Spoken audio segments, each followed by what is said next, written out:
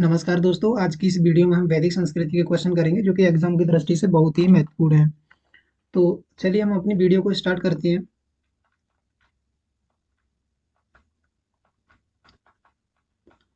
पहला क्वेश्चन है, पूर्व वैदिक या ऋग वैदिक संस्कृति का काल किसे माना जाता है? तो इसका सही आंसर है वो है 1500 ईस्वी पूर्व से लेके 1000 ईस्वी पूर्व तक के समय को पूर्व वैदिक या ऋग वैदिक काल कहा जाता है। ऋग वैदिक काल इस समय को इसीलिए कहते हैं क्योंकि इसी समय में ऋग्वेद की रचना की गई थी। यदि ऋग्वेद की रचना की गई थी तो ऋग्वेद में 10 मंडल होते हैं और 10 28 सूक्त हैं और 10 462 श्लोक लिखे गए हैं। 10 मंडल का मतलब इस तरह से आप समझ सकते हैं कि ऋग्वेद 10 अध्यायों में विभाजित है। अगला क्वेश्चन, उत्तर वैदिक संस्कृति का काल किसे माना जाता है? तो उत्तर वैदिक संस्कृति का जो समय है वो 1000 ईस्वी पूर्व से लेके 600 ईस्वी पूर्व तक के समय को उत्तर वैदिक काल कहा जाता है। उत्तर वैदिक काल में तीन वेदों की रचना की गई थी। उनमें यजुर्वेद, सामवेद और अथर्ववेद, इन तीनों वेदों की रचना उत्तर वैदिक काल में की गई थी। अगला क्वेश्चन, आर्य शब्द का अर्थ है। तो आर्य शब्द का अर्थ है श्रेष्ठ या कुलीन। सबसे पहले ये आर्य हमारे भारत में कहाँ पर आके बसे थे? तो ये पंजाब और अफगानिस्तान में ये आर्य आके बसे थे। तो आर्य ये आए कहाँ से थे? तो अलग अलग इतिहासकारों का इनके संबंध में अलग अलग मत है, जिसमें मैक्स मूलर के द्वारा कहा गया था कि आर्य मध्य एशिया से आए थे, और बाल गंगाधर तिलक के द्वारा कहा गया था कि जो आर्य हैं वो आर्कटिक प्रदेश यानी उत्तरी ध्रुव से आए थे, और दयानंद सरस्वती जी के द्वारा बोला गया था कि ये जो आर्य हैं वो तिब्बत के क्षेत्रों से आए थे। तो इस प्रकार से आपको इस क्वेश्चन के बारे में जानकारी याद रखना है। अगला क्वेश्चन है, किस वेद का अरण्यक नहीं है? तो इसका सही आंसर है अथर्ववेद का अरण्यक नहीं है। तो अथर्ववेद सबसे बाद में लिखा गया वेद है जिसमें जादू टोना से संबंधित बातें लिखी गई हैं, तो इसका कोई भी अरण्यक नहीं है। अगला क्वेश्चन है, बोगास कोई अभिलेख में कितने देवताओं की जानकारी मिलती है? तो इसका सही आंसर है 4 देवताओं की जानकारी मिलती है, जिसमें इंद्र, वरुण, मित्र और नासत्य नामक 4 देवताओं की जानकारी बोगास कोई नामक अभिलेख से मिलती है। यह अभिलेख 1400 बीसी 1400 बीसी पूर्व की जानकारी देता है। यह सबसे पहले अभिलेख मध्य एशिया में पाया गया था। अगला क्वेश्चन, किस वेद में प्राचीन वैदिक युग की संस्कृति के बारे में सूचना दी गई है? तो इसका सही आंसर है ऋग्वेद में। ऋग्वेद में प्राचीन वैदिक युग की संस्कृति के बारे में जानकारी दी गई है, और ऋग्वेद में ही इंद्र इंद्र देवता के बारे में जानकारी दी गई है, या आप कह सकते हैं कि ईश्वर की महिमा के बारे में जानकारी दी गई है। अगला क्वेश्चन है, उत्तर वैदिक काल में लिखे गए ग्रंथों का सही क्रम चुनें। तो इसका सही आंसर है, सबसे पहले वेद लिखे गए थे, उसके बाद में ब्राह्मण, आरण्यक, उसके बाद में उपनिषद। इस प्रकार से ये ग्रंथ लिखे गए थे। अगला क्वेश्चन है, कौन से 3 वेद संयुक्त रूप से त्रयी या वेद त्रयी कहलाते हैं? तो इसका सही आंसर है ऋग्वेद, यजुर्वेद और सामवेद। ये तीनों वेदों को वेद त्रयी कहते हैं। और आपको यहाँ पे याद रखना है कि सबसे बाद में जो अथर्ववेद लिखा गया था वो वेद त्रयी में शामिल नहीं है। तो जो ऋग्वेद है वो श्लोकों में लिखा गया है, और इसमें सामान्य जीवन या फिर पूर्व वैदिक काल की जानकारी मिलती है। और यजुर्वेद है, इसमें यज्ञ से संबंधित नियमों का वर्णन किया गया है। यह एक ऐसा यजुर्वेद एक ऐसा वेद है जो गद्य और पद्य दोनों में लिखा गया है। सामवेद संगीत का वेद कहा जाता है। अगला क्वेश्चन है, भारत के राज्य चिन्ह में प्रयुक्त होने वाले शब्द सत्यमेव जयते किस उपनिषद से लिया गया है? तो इसका सही आंसर है मुंडको उपनिषद से लिया गया है। अगला क्वेश्चन है, ऋग्वेदिक आर्यों का मुख्य व्यवसाय क्या था? तो इसका सही आंसर है पशुपालन। हमने देखा कि सिंधु घाटी सभ्यता में जो लोग थे उनका मुख्य व्यवसाय व्यापार करना था। उसी प्रकार से ऋग्वेदिक आर्यों का जो मुख्य व्यवसाय है वो पशुपालन करना है। अगला क्वेश्चन है, भारतीय संगीत का आदि ग्रंथ कहा जाता है? तो भारतीय संगीत का आदि ग्रंथ सामवेद को कहा जाता है। अगला क्वेश्चन है, प्रथम विधि निर्माता कौन थे? इसका सही आंसर है मनु। मनु को प्रथम विधि निर्माता माना गया है? अगला क्वेश्चन है, कृष्ण भक्ति का प्रथम और प्रधान ग्रंथ है, तो कृष्ण भक्ति का प्रथम और प्रधान ग्रंथ श्रीमद् भागवत गीता को कहा जाता है। अगला क्वेश्चन है, ऋग्वेद में संपत्ति का प्रमुख रूप क्या है? तो ऋग्वेद में संपत्ति का प्रमुख रूप है गोधन यानी गाय। गाय को प्रमुख धन माना गया है ऋग्वेद में।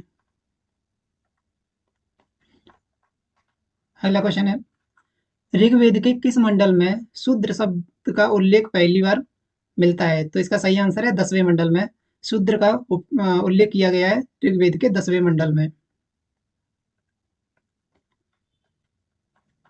अगला क्वेश्चन है, पुराणों की संख्या कितनी है? तो पुराणों की कुल संख्या 18 है।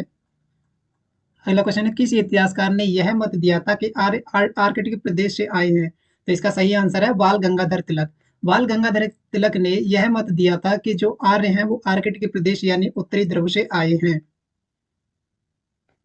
अगला क्वेश्चन है, किस देवता के लिए ऋग्वेद में पुरंदर शब्द का उपयोग किया गया है? तो इसका सही आंसर है अ, इंद्र देवता के लिए ऋग्वेद में पुरंदर शब्द का उपयोग किया गया है। अगला क्वेश्चन है, शुल्ब सूत्र किस विषय से संबंधित पुस्तक है? तो इसका सही आंसर है ज्योमति। ज्योमति से संबंधित शुल्ब सूत्र नामक पुस्तक है। अगला क्वेश्चन है, असतो माँ सदगमय तमसो माँ ज्योतिर्गमय मृत्यो माँ अमृतगमय कहाँ से लिया गया है? तो इसका सही आंसर है उपनिषद से लिया गया है। यह जो श्लोक है वो उपनिषद से लिया गया है। आपको ये याद रखना है, कई बार ये इसी प्रकार से क्वेश्चन में आया हुआ है यूपीएससी के एग्जाम में। अगला क्वेश्चन है, आर्य भारत में बाहर से आए और सर्वप्रथम कहाँ पर बसे थे? तो इसका सही आंसर है आर्य भारत में पंजाब और अफगानिस्तान में सबसे पहले आकर बसे थे। अगला क्वेश्चन है, गायत्री मंत्र ऋग्वेद के किस मंडल से संबंधित है? इसका सही आंसर है ऋग्वेद के तीसरे मंडल से संबंधित गायत्री मंत्र है, जो कि सूर्य देवता सावित्री को समर्पित है। और यह जो गायत्री मंत्र है वो विश्वामित्र जी के द्वारा लिखा गया था। इसी प्रकार से सातवां मंडल 10 राजाओं के युद्ध के बारे में वर्णन करता है और नौवां मंडल सोम देवता के बारे में जानकारी देता है। और इसी प्रकार से 10वें मंडल में वर्ण व्यवस्था की जानकारी मिलती है, जिसमें 4 वर्ण का वर्णन मिलता है, जिसमें ब्राह्मण, क्षत्रिय, वैश्य और शूद्र। अगला क्वेश्चन,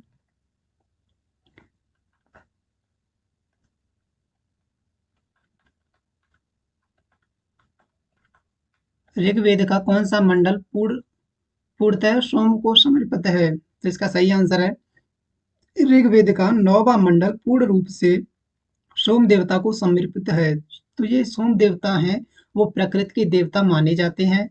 तो यह इनसे संबंधित जो मंडल है वो 9वां मंडल है। ऋग्वेद का 9वां मंडल पूर्ण रूप से सोम देवता को समर्पित है। अगला क्वेश्चन, प्रसिद्ध 10 राजाओं का युद्ध 10 राज युद्ध किस नदी के तट पर लड़ा गया था? तो इसका सही आंसर है पार्शनी नदी के तट पर यह युद्ध लड़ा गया था। पार्शनी नदी का नाम आज के टाइम पर रावी नदी है। तो रावी नदी को ही प्राचीन काल में पार्शनी नदी के नाम से जाना जाता था। अगला क्वेश्चन है, धर्मशास्त्रों में भूराजस्व की दर क्या थी? तो इसका सही आंसर है 1/6। जो भी फसल होती थी उसका 1/6 कर के रूप में दिया जाता था। अगला क्वेश्चन है, 800 ईसा पूर्व से 600 ईसा पूर्व काल किस युग से जुड़ा है? तो इसका सही आंसर है ब्राह्मण युग से जुड़ा हुआ यह काल माना जाता है। अगला क्वेश्चन है, किस काल में अछूत की अवधारणा स्पष्ट रूप से उदित हुई थी? तो इसका सही आंसर है धर्मशास्त्रों के काल में अछूत शब्द की अवधारणा स्पष्ट रूप से देखने को मिली थी। अगला क्वेश्चन है, एशिया माइनर स्थित भोगास कोई का महत्व इसलिए है क्योंकि वहां पे जो अभिलेख प्राप्त हुए हैं उसमें 4 देवताओं का वर्णन मिलता है, जिसमें इंद्र, वरुण, मित्र और नासत्य का उल्लेख मिलता है। अगला क्वेश्चन, गायत्री मंत्र किस पुस्तक से लिया गया है? माफी चाहेंगे, इसमें कुछ टाइपिंग मिस्टेक है। इसका सही आंसर है ऋग्वेद। गायत्री मंत्र ऋग्वेद से लिया गया है। और ऋग्वेद के किस मंडल से लिया गया है? तो ये तीसरे मंडल से लिया गया है। ये किस देवता को समर्पित है? तो ये सूर्य देवता सावित्री को समर्पित है। अगला क्वेश्चन है, ऋग्वेद को पढ़ने वाले को क्या कहते थे? तो इसका सही आंसर है होत्र। ऋग्वेद को पढ़ने वाले को होत्र कहा जाता था। इसी प्रकार से यजुर्वेद को पढ़ने वाले को अथर्वणीय, सामवेद को पढ़ने वाले को उद्गाता और अथर्ववेद को पढ़ने वाले को ब्रह्मा कहा जाता था। अगला क्वेश्चन, प्राचीन भारत में निष्क से जाने जाते थे। तो निष्क किसका नाम था प्राचीन भारत में? तो इसका सही आंसर है आभूषण। आभूषण को निष्क नाम से जाना जाता था प्राचीन भारत में। अगला क्वेश्चन है, योग दर्शन के प्रतिपादक थे। तो इसका सही आंसर है पतंजलि। पतंजलि को योग दर्शन का प्रतिपादक माना गया है। अगला क्वेश्चन,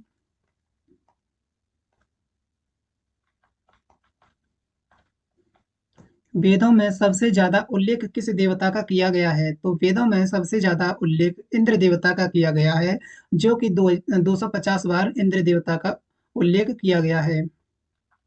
अगला क्वेश्चन है, आरंभिक वैदिक साहित्य में सर्वाधिक वर्णित नदी यानी सबसे ज्यादा किस नदी का वर्णन किया गया है? तो इसका सही आंसर है सिंधु नदी का वर्णन सबसे ज्यादा किया गया है।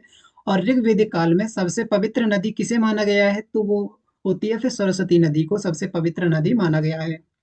अगला क्वेश्चन है, उपनिषद काल के राजा अश्वपति शासक थे। तो अश्वपति राजा केकई के शासक थे। अगला क्वेश्चन है, आध्यात्मिक ज्ञान के विषय में नचिकेता और यम का संवाद किस उपनिषद से प्राप्त होता है? तो इसका सही आंसर है कठोपनिषद।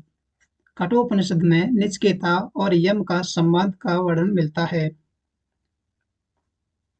अगला क्वेश्चन है, वैदिक नदी कुंभा काबुल का स्थान कहाँ निर्धारित होना चाहिए? यानी आज के समय पे जो कुंभा या काबुल है वो किस स्थान पर होना चाहिए? तो इसका सही आंसर है अफगानिस्तान।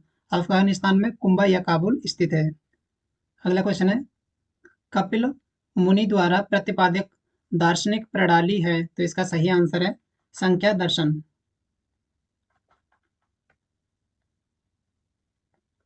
अगला क्वेश्चन, भारत किस स्थल की खुदाई से लौह धातु के प्रचलन के प्राचीन प्रमाण मिलते हैं? तो भारत में आ, अतरंजी खेड़ा से लोहे की धातु की जानकारी मिलती है।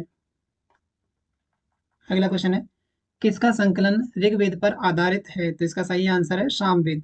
सामवेद का संकलन ऋग्वेद पर आधारित माना गया है।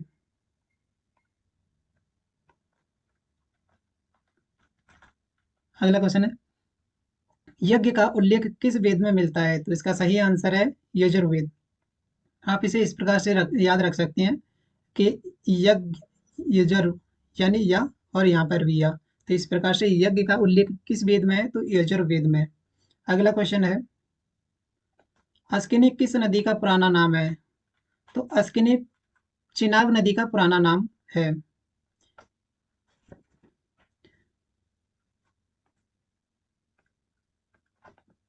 अगला क्वेश्चन है, पूर्व वैदिक काल में राजा की दो पुत्रियां किसे कहा गया है? माफी चाहेंगे, ये क्वेश्चन में थोड़ा मिस्टेक है। कहने का मतलब ये है कि पूर्व वैदिक काल में जो राजा थे उनकी कौन सी दो पुत्रियां या किसे दो पुत्रियां कहा जाता था? तो इसका सही आंसर है समिति और सभा। समिति और सभा को राजा की दो पुत्रियों के रूप में जाना जाता था। अगला क्वेश्चन है, चरक संहिता नामक पुस्तक किस विषय से संबंधित है? तो चरक संहिता नामक पुस्तक है जो कि चिकित्सा से संबंधित है। तो इसका सही आंसर है चिकित्सा।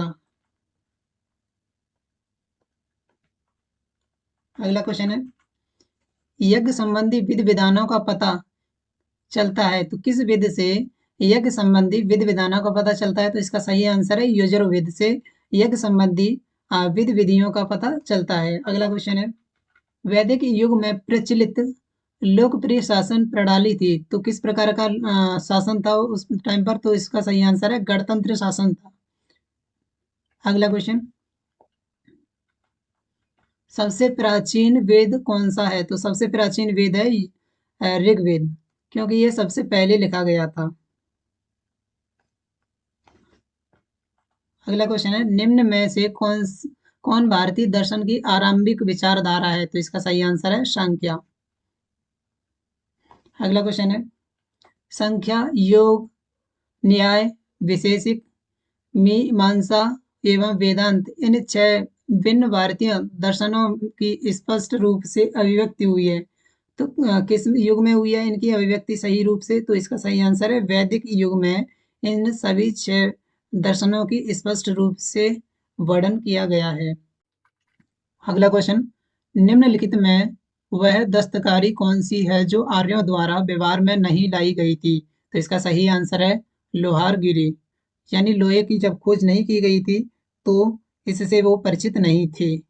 अगला क्वेश्चन, क्वेश्चन नंबर 60 है, यज्ञ संबंधी विधि विधानों का पता किस वेद में दिया गया है? तो इसका सही आंसर है यजुर्वेद में।